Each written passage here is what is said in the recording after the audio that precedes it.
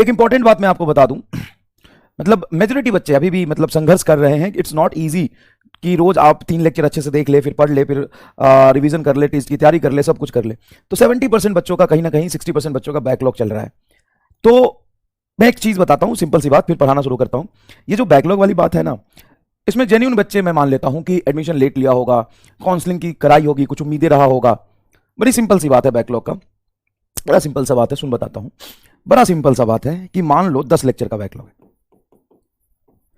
15 lecture का backlog है, 20 lecture का बैकलॉग है, 30 लेक्चर का बैकलॉग है, सारे सब्जेक्ट मिला के 40 लेक्चर का बैकलॉग है, चल 50 का है, 50 लेक्चर का बैकलॉग है।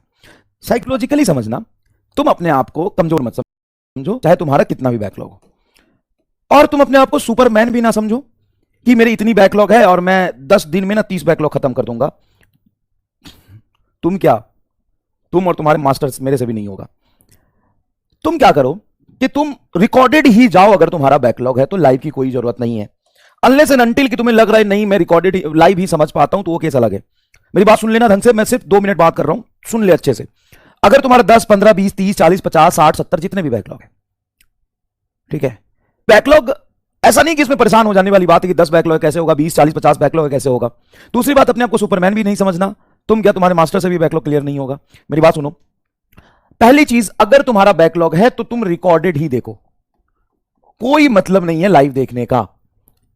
लेकिन तुम्हारा यह है कि नहीं मुझे लाइव ही पसंद है, लाइव ही मैं देखूंगा, तो वो केस अलग है, 1-2% बच्चों का होगा। अगर तुम्हें लाइव में भी समझ में आता है, रिकॉर्डेड में भी अच्छे समझ में आता है, सबसे ज्यादा इंपॉर्टेंट है कंसेप्ट सीखना, क्वेश्चन की प्रैक्टिस हो जाना, समझ आना, ये 3 इंपॉर्टेंट चीज है। तुम्हें चीजें समझ आए, कंसेप्ट अच्छे से विजुअलाइज हो जाए, तुम सवाल कर पाओ, इससे बड़ी चीज कुछ नहीं है।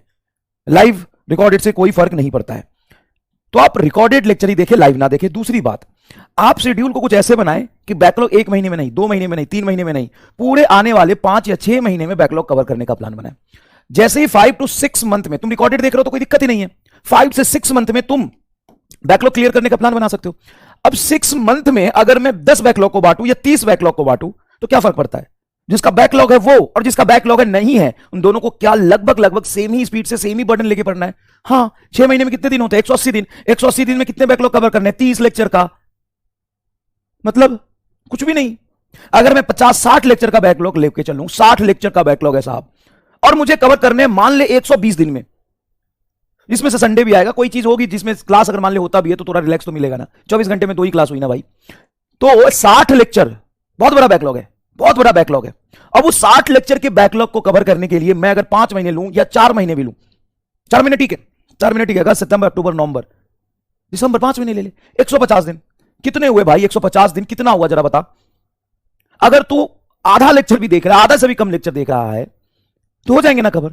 सर इससे तो एक प्रॉब्लम हो जाएगा क्या, सर इससे तो बैकलॉग बहुत आसानी से क्लियर हो जाएगा। जितना बिना बैकलॉग वाला रफ्तार से पढ़ रहा है उतना ही मुझे स्पीड से पढ़ना होगा। कितना लेक्चर देखना है, आधा लेक्चर देखना है सर, ये तो हो जाएगा। लेकिन हम टेस्ट कैसे देंगे, रिवीजन की क्या भाई, टेस्ट तुम उसी स्पीड से दो ना जितना तुम्हारा कवर होता जा रहा है। 60 लेक्चर पीछे हो तो पीछे वाला टेस्ट दे दो, टेस्ट तो रहता ही है। टेस्ट पेपर का पीडीएफ डाउनलोड करके रख लो, घर पे ओएमआर पे टेस्ट दे लो। अगर तुम करना चाहते हो तो सब कुछ पॉसिबल है। रैंक नहीं आया कोई बात नहीं, नवंबर के बाद रैंक आ जाएगा। लेकिन अगर तुम इस 40 बैकलॉग को या 50 बैकलॉग, 30 बैकलॉग को 1 महीने कर करने की कोशिश करोगे, सब रायता फैल जाएगा, सब रायता फैल जाएगा, कोई फायदा नहीं होगा। समझ गए, सारा रायता फैल जाएगा। तो ध्यान रख कि बैकलॉग पे तू लगा है तो एक्सेसिव लोड मत ले। बैकलॉग को एक टाइम इंटरवल में बांट दे जिससे तुम्हें सफिशिएंट टाइम मिले, लेकिन डिसिप्लिन से उसको धीरे धीरे कवर कर लो। जब तुम नवंबर तक सारी चीजें बैकलॉग कवर कर लोगे और तुम एकदम स्पीड से नॉर्मल कंडीशन पे आ जाओगे दिसंबर तक भी, तो it's not a big deal, it's not a big deal. Tension नहीं लेना भाई, पढ़ना है। टेंशन लेने से आपकी इफिशिएंसी कम होती है और कोई फायदा नहीं होता। खुश रह के पढ़ोगे, इंजॉय करके पढ़ोगे, तुम मजबूरी में मत पढ़ो। सबसे पहली बात, पता है किनका बैकलॉग होता है और किनको पढ़ने में दिक्कत आती है और किनसे सवाल सॉल्व नहीं होता, जो मजबूरी में पढ़ रहा है। आज भी उन बच्चों की जनसंख्या कम नहीं जो मजबूरी में पढ़ रहे हैं। मजबूरी में मत पढ़ो, पेन लेके मत पढ़ो, फ्रस्ट्रेट होके मत पढ़ो, दुखी मन से मत पढ़ो। अगर ऐसे पढ़ोगे तो कभी भी सिलेक्शन नहीं होना, कभी भी समझ नहीं आएगा, साल भर परेशान रहोगे, दुखी रहोगे, लास्ट में रिजल्ट भी अच्छा नहीं आएगा, कोई फायदा नहीं है। अगर तुमने चूज कर लिया है कि मुझे ड्रॉप लेना है और मुझे डॉक्टर बनना ही है, तो पहले तो सोच ले, अभी भी समय है। 2-3 महीने में कोई दिक्कत नहीं होता। साल खराब करने से ज्यादा अच्छा है कि 3 महीने में तुमको अकल आ जाए और तू ये सोच ले कि सच में मुश्किल काम है यार, इस रास्ते पे नहीं चलना। समझ गया? नहीं तो अगर चल रहा है तो अच्छे से चल।